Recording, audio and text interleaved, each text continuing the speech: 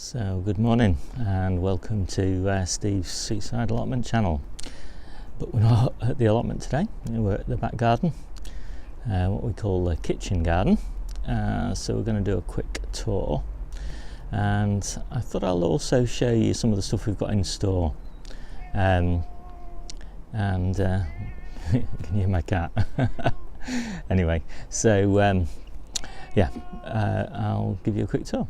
So I'll start off with my noisy cat, Sid, or one of them, and he wants feeding. I haven't fed him yet, so I just got home from the allotment. So this is the patio, and there's not much growing on here now. There's just some potatoes in those pots that are just in hibernation, basically, waiting to be picked.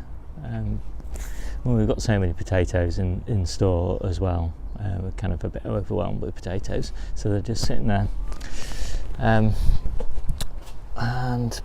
all of the fruit obviously is now finished.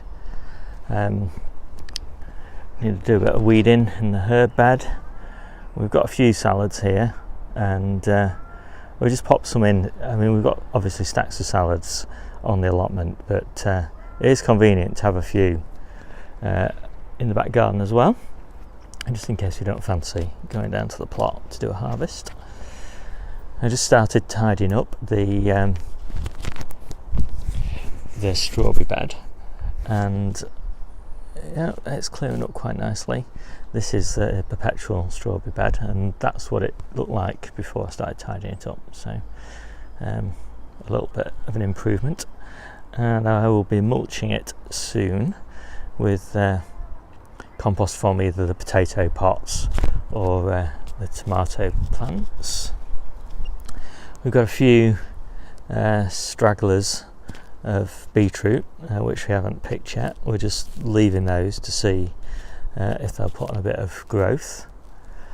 And we've got some chard, which was looking really lovely until we had some really pretty horrendous gales, and now it's looking very battered and bruised.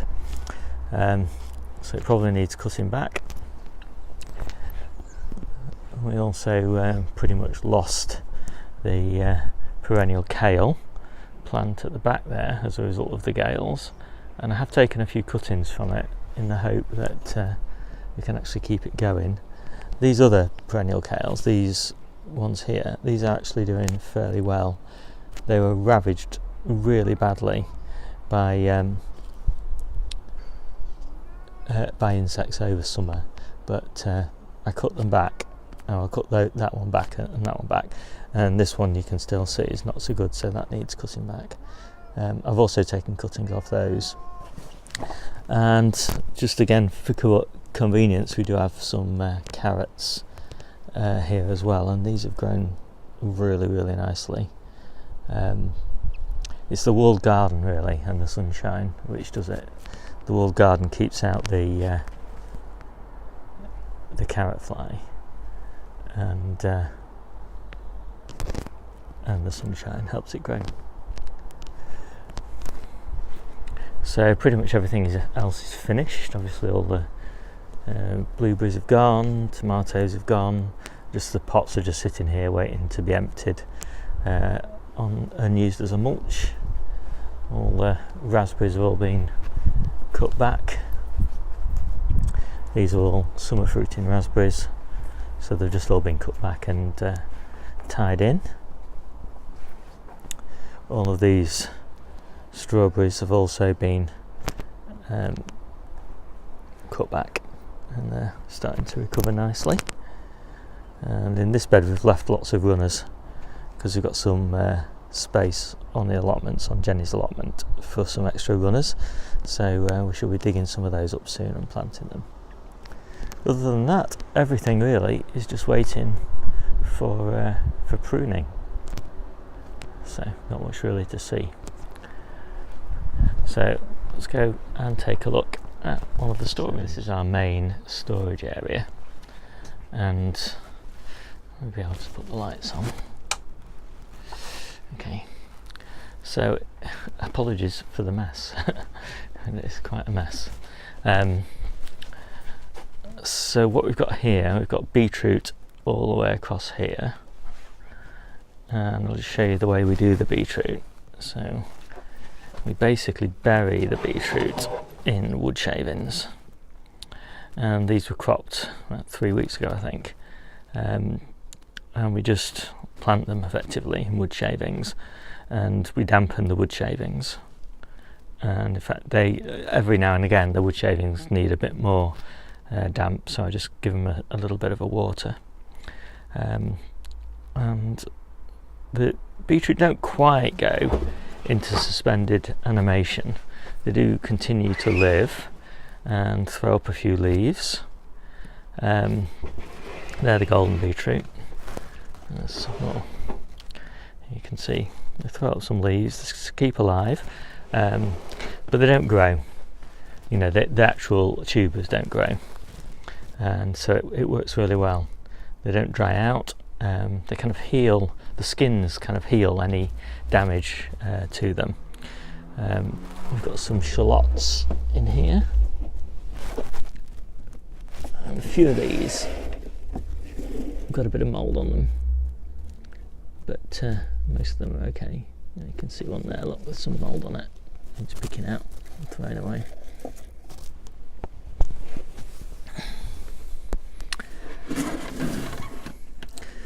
And we've got some apples here,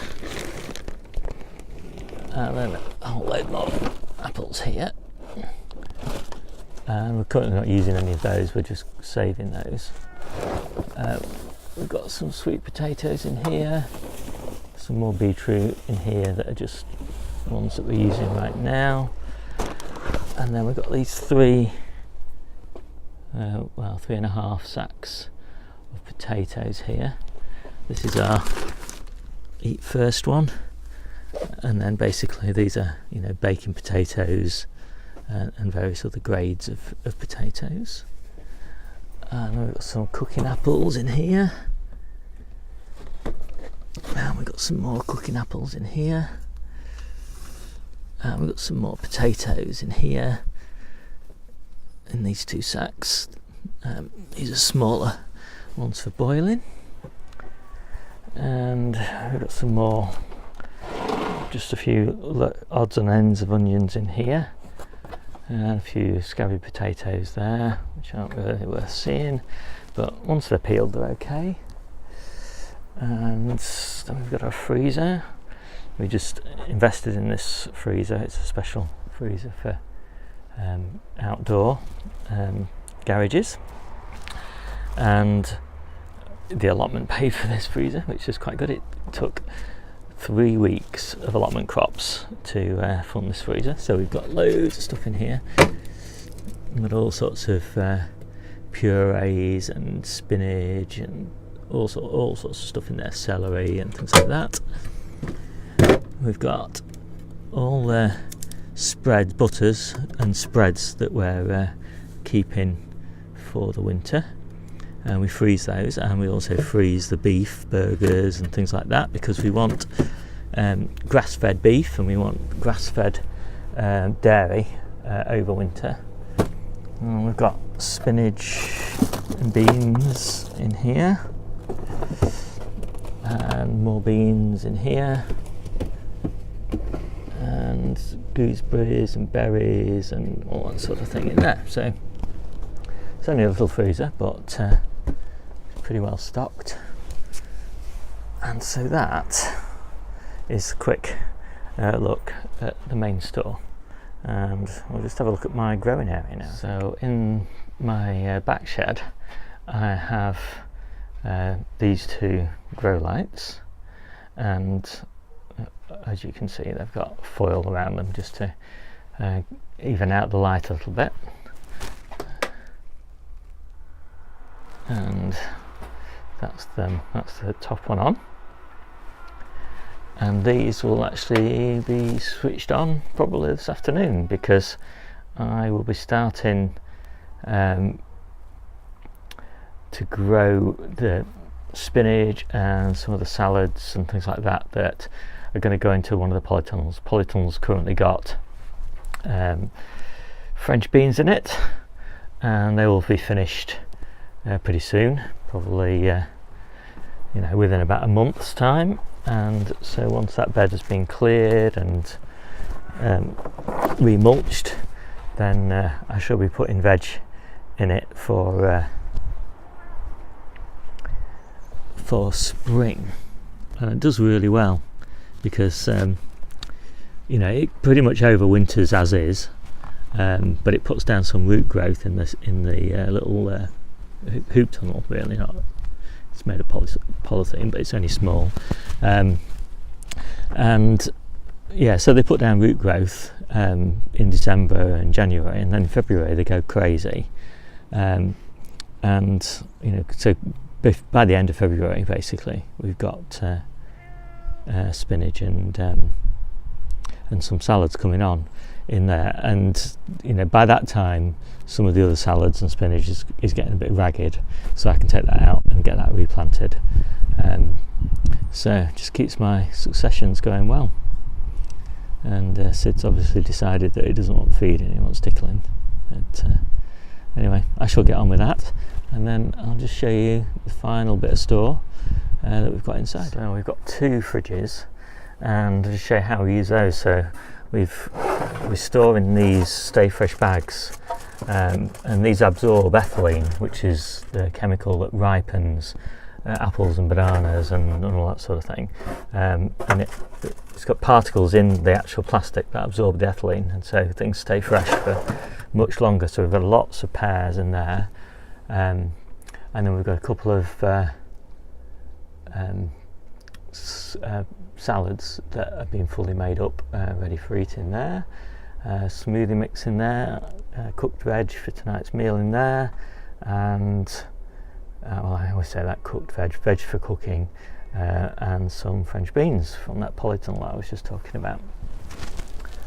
So that's our kind of allotment storage fridge, and that's proved to be so useful because you know, we crop so much, we just can't fit it in the fridge, and you know, I don't want to go down the allotment and crop every day. So this is our normal fridge, and as you can see, you know, loads more allotment veg in here as well, and you know, a bit in the salad tray and stuff like that. So we make our own yogurt.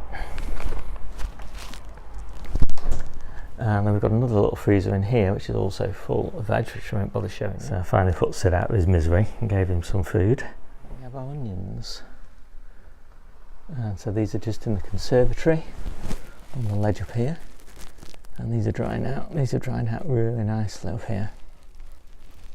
So we did have a bit of a problem with mould again on those. We're not very practiced at doing this storage lot, as it's our first year, and so we haven't done everything quite right. But yeah, it's worked pretty well as a drying area. And the only other thing we've got, which I haven't got at home yet, are the beans. And the beans are mostly in Jennie's shed and in my greenhouse. And you know, they're obviously still in the shells and they're drying out nicely there.